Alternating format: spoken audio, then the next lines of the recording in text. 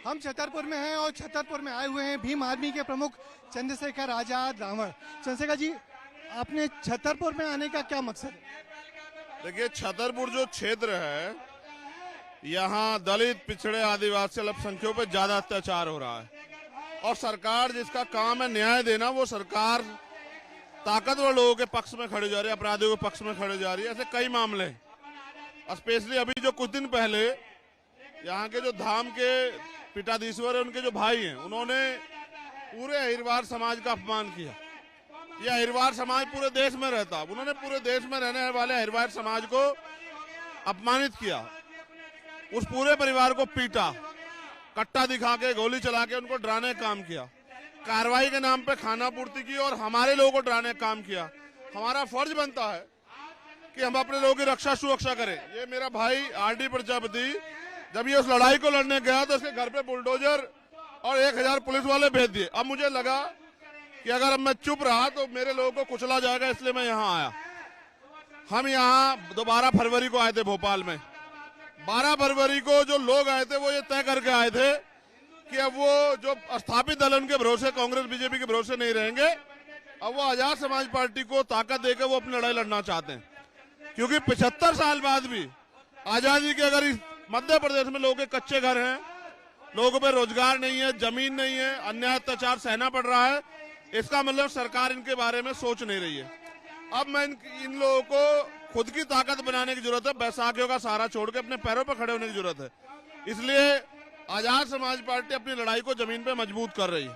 अगर बागेश्वर धाम वाला जो मामला है, जिसमें सबसे पहले आप मुखर हुए थे, तो आपने कहा था यहाँ आएंगे और आप आए हैं, मगर इस बीच में तो उन्होंने आरोपी को गिरफ्तार कर लिया, जमानत मिल गई, सब कुछ हो गया। ये एक साजिश थी, उनके ऊपर 307 लगनी चाहिए थी, उन्होंने फायर किया।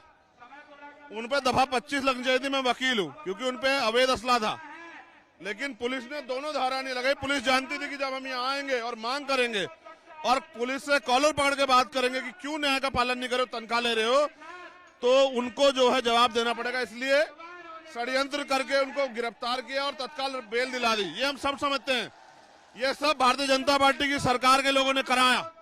सरकार के संरक्षण में अपराधी पल रहे हैं और हमारे लोगों को अपमानित किया जा रहा है। अपमान बर्दाश्त नहीं करेंगे, ये बताने के लिए आज हम लोग छतरपुर में हैं।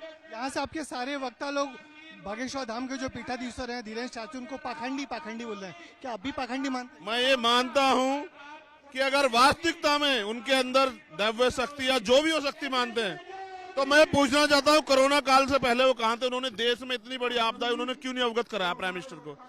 पुलवामा में हमारे इतने सैनिक मारे गए, तो उन्होंने क्यों वो हमला किसने करा, क्यों उसका खुलासा नहीं किया? देखो, हम बाबा साहब अम्बेडकर को मानने वाले लोग हैं। ये वो समाज है, दलित, पिछड़ा, आदिवासी समाज, जिसको मंदिरों में घुसने दिया जाता। संविधान से हमें अवसर मिले हैं, आज हम आगे बढ़ रहे हैं, तो हमें गुमराह करने के लिए तमाम तरह चीजें की जा रही है। हमारे रास्ते स्कूल से खुलेंगे, कॉलेज से खुलेंगे, यूनिवर्सिटी से खुलेंगे, उनको बंद किया जा रहा है और हमें मंदिरों की तरफ घुसाया जा रहा है। हम आजादी से पहले भी मंदिर थे, लेकिन हमारा किसी ने नहीं सुना।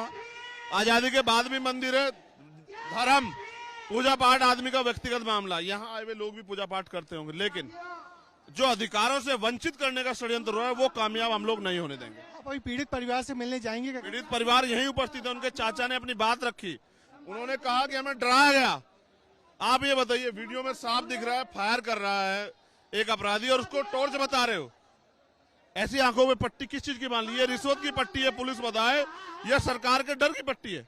फिर आप किस तरह से जनता के सेवक हुए, बताना चाहिए पुलिस को।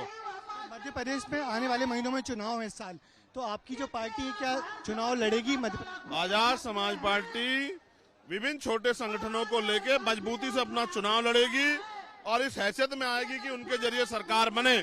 और जैसा हमने कहा, मैं एक आदिवासी मुख्यमंत्री, मैं आज फिर दोहरा रहा हूँ, एक पिछड़े वर्ग का उप मुख्यमंत्री, एक अनुसूचित जाति का उप मुख्यमंत्री, एक अल्पसंख्यक समाज का उप मुख्यमंत्री बनाएंगे अवसर मिलने पे।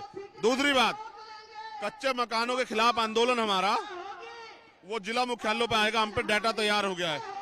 फिर हम मुख्यमंत्री घेराव करेंगे, उसके बाद हम जमीन का आंदोलन चलाएंगे। हमें जमीन चाहिए, रोजगार सरकार नहीं दे रही, हम लोग कैसे अपने पैरों पे खड़े होंगे? तो हर व्यक्ति को जमीन मिले, इस आंदोलन को भी हम लोग धरातल पे उतारेंगे। महू में भी एक घटना हुई है, एक आदिवासी की फायरिंग में मौत हुई है, आपके वहां जाने का ही प्रोग्राम है? आज कल हमारी टीम वहां गई, मैंने परिवार से बात की। उस बच्ची की रेप करके हत्या कर दी गई, सामूहिक रेप। पुलिस कह रही है इस बात को, लोग कह रहे हैं। जो लोग प्रोटेस्ट करने हैं गोली चला दी, उन पे झूठा मुकदमा लिख दिया, अब जो मर गया उस पे मुकदमा। यह स्पष्ट करता है कि हमारी हत्या हो रही है और तमाशा देखा जा रहा है। हम अपने लोगों की हत्या बर्दाश्त नहीं करेंगे। जिस आदिवासी समाज को मैं मुख्यमंत्री बनाना चाहता हूं, ये हमारी उन बेटियों की खाल उतार रहे हैं, उनको नोच रहे हैं गुंडे और उनको गोली चला रही है सरकार। इस सरकार से गोली का हिसाब जो है ना, वोट की चोट से मेरे लोग लेंगे, याद रखना। बहुत बहुत शुक्रिया आपका। ये थे चंद्रशेखर आजाद, जिन्होंने छतरपुर में अच्छी खासी भीड़ इकट्ठी की हुई है। अपने समर्थकों के सामने इनका कहना है कि आने वाले दिनों में इनकी पार्टी मध्य प्रदेश में चुनाव लड़ेगी और इतनी ताकत इकट्ठी करेगी कि आने वाले दिनों में जो सरकार हो, इन तमाम लोगों के या इन दल के लोगों के समर्थन से बने। कैमरामैन होमेन देशमुख और मनीष खैरिया के साथ ब्रजेश राजपूत, एबीपी न्यूज, छतरपुर।